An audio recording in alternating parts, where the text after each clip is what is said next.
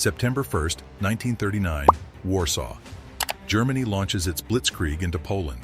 Cavalry charges against tanks. Outdated aircraft against the Luftwaffe. The world watches as Poland falls in 35 days. But let's change one thing. Think about if both sides had 2025 military technology, and if World War II gets fought with drones, stealth fighters, and cyber warfare. Infantry combat goes digital.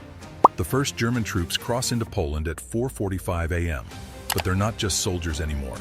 Each infantryman carries an PVS-31 night vision goggles that turn darkness into green daylight. They can see heat signatures through walls with thermal optics. Their rifles have smart scopes that calculate wind, distance, and bullet drop automatically. Every soldier has a helmet-mounted display showing friendly positions, enemy contacts, and real-time battlefield updates. In 1939, the average soldier could engage targets at maybe 300 meters on a good day. Communication meant runners or field telephones. Commanders had no idea what was happening 2 miles away. With modern optics and the M4 carbine firing 5.56mm rounds, effective range jumps to 600 meters. But here's the thing, Polish soldiers have the same gear. Every squad has encrypted radios that can't be intercepted. They know exactly where German forces are because satellites are tracking troop movements in real time. GPS coordinates get shared instantly across the entire Polish army. German tanks can't hide when Polish drones are watching from 15,000 feet. What took 35 days in real history now turns into a grinding stalemate because both sides can see everything. The fog of war that defined 1939 combat gets replaced with perfect information, and perfect information means nobody can execute the lightning warfare that made Germany so dangerous. The Battle of Britain gets invisible. July 10, 1940. The Luftwaffe launches its air campaign against Britain. In our timeline, they flew Messerschmitt Bf-109s and Heinkel He-111 bombers. Propeller aircraft doing maybe 350 miles per hour. The RAF scrambled Spitfires and Hurricanes to intercept them in dogfights you could watch from the ground. Pilots engaged at visual range, sometimes close enough to see each other's faces. Britain's radar network gave them maybe 20 minutes warning before bombers arrived. Now replace those with F-35 Lightning IIs. These fifth-generation stealth fighters cruise at 1,200 miles per hour and literally can't be seen on radar. They carry AIM-120 AMRAAM missiles that can hit targets 100 miles away. The pilot doesn't even need to see the enemy. The missile locks on, fires, and tracks the target automatically using its own radar. Modern jets can engage 6 targets simultaneously from beyond visual range, but Germany has F-35s too. Both sides are firing missiles at enemies they can't see, guided by AWACS aircraft circling 200 miles away, coordinating the entire battle. Each plane costs $80 million.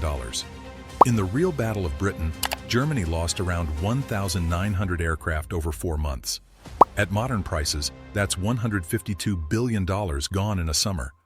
The Luftwaffe's entire annual budget in 1940 was maybe $6 billion in today's money. They wouldn't last 2 weeks at modern replacement costs.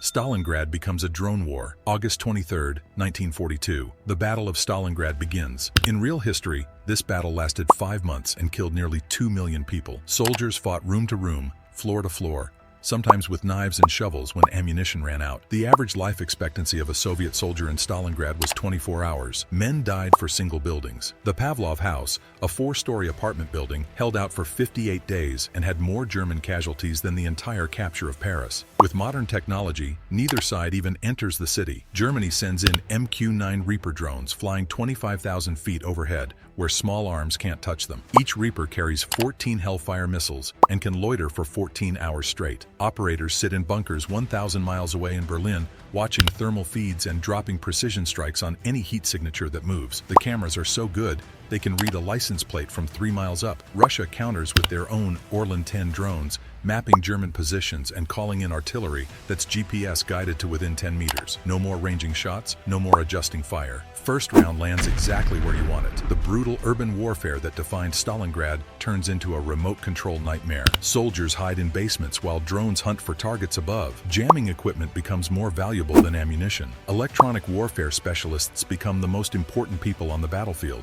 But modern militaries aren't built for wars of attrition. The US has around 300 Reaper drones total right now. In a conflict the scale of Stalingrad, both sides would burn through their entire drone fleet in weeks, maybe days. Then what? They'd be back to 1942 tactics with 20-25 sensors watching everything. Soldiers still have to clear buildings, but now they're doing it knowing that satellites are tracking their every move. D-Day fails before the boats launch. June 6, 1944, the largest amphibious invasion in history. In our timeline, 156,000 Allied troops landed on 5 beaches in Normandy. Germany had no idea it was coming. The Allies used fake radio transmissions and dummy equipment to convince Hitler the invasion would hit Calais instead. They built inflatable tanks and parked them in fields where German reconnaissance planes would see them. Over 10,000 Allied casualties on the first day. But they established a beachhead and started the liberation of Europe. With modern technology, this invasion never happens. Germany has spy satellites watching every port in Britain. They see 7,000 ships gathering. They track every supply depot, every troop movement, every training exercise. Synthetic aperture radar can literally watch through clouds and darkness. The Allies can't hide an invasion force the size of a small city. Even if they somehow launch,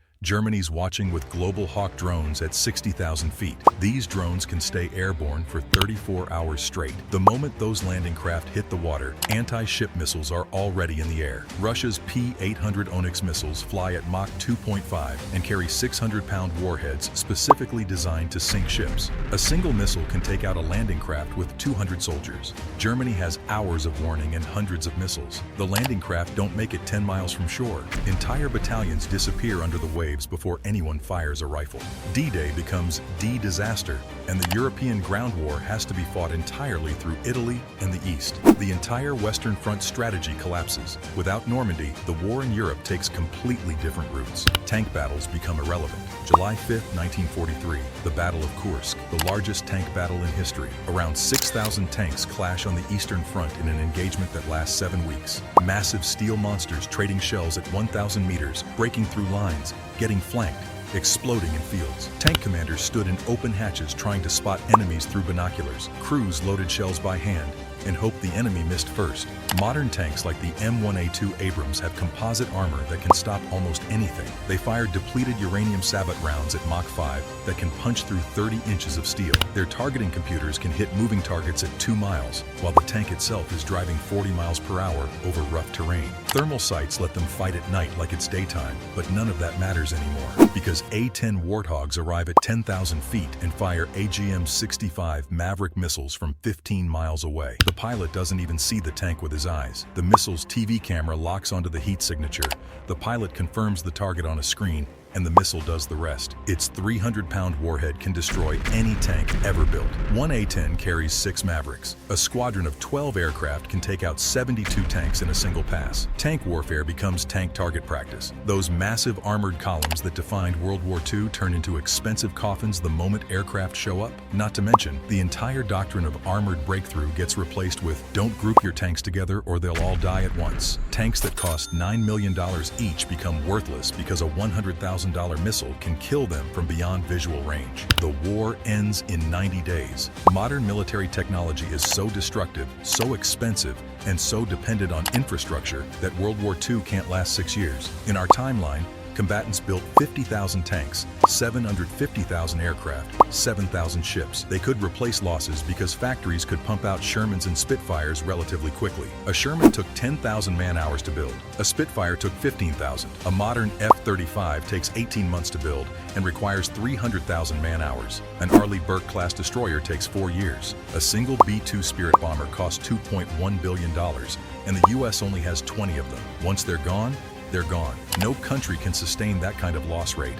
You can't just retool a car factory to build stealth bombers. But here's the real killer. The logistics networks that keep modern militaries running need satellites, GPS, fiber optic cables, and data centers. Take those out in the first week with cyber attacks and missile strikes, and suddenly your $80 million jets can't navigate, can't communicate, and can't find targets.